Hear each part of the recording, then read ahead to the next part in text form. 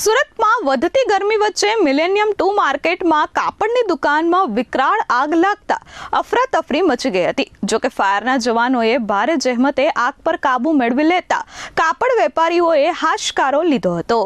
સુરતના millennium market 2માં ભીષણ આગની ઘટનાને પગલે અફરાતફરી મચી ગઈ હતી।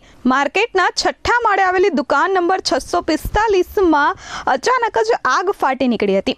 આગ એટલી ભયાનક હતી કે બારીમાંથી આગના વિકરાળ દ્રશ્યો સામે આવ્યા હતા।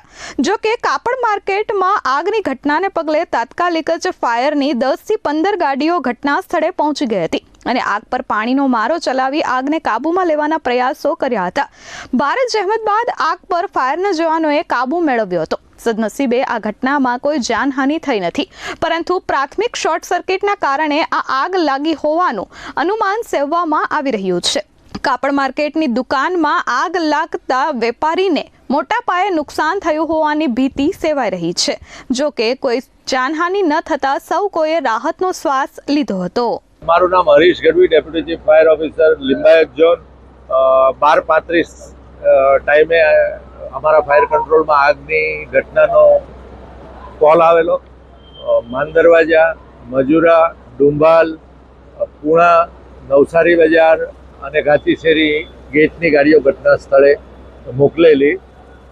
મિલેનિયમ 2ના છઠ્ઠા માળે 657 નંબરની દુકાનમાં આગની ઘટના બનેલી।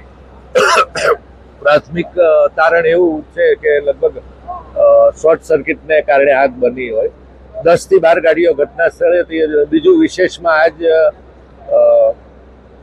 આંબેડકર સાહેબની જન્મ જયંતિ બી હતી અને બીજું અમારો નેશનલ ફાયર સર્વિસ ડે બી હતો। એને કારણે ઘણી બધી વ્હીકલો અમારી જનજાગૃતિના પ્રોગ્રામમાં ફિલ્ડમાં ફરતી હતી, તો એને કારણે જેટલી મેક્સિમમ ગાડીઓ હતી તે ઘટના સ્થળે પહોંચી ગયેલ છે। આગ લગભગ સામાન્ય હતી, પણ અમારી પોલિસીના અનુસંધાને 8 થી 10 ગાડીઓ અમે ટેક્સટાઇલ માર્કેટ હોય તો બોલાવતા જ હોઈએ છીએ। Bureau report S24 news, Surat.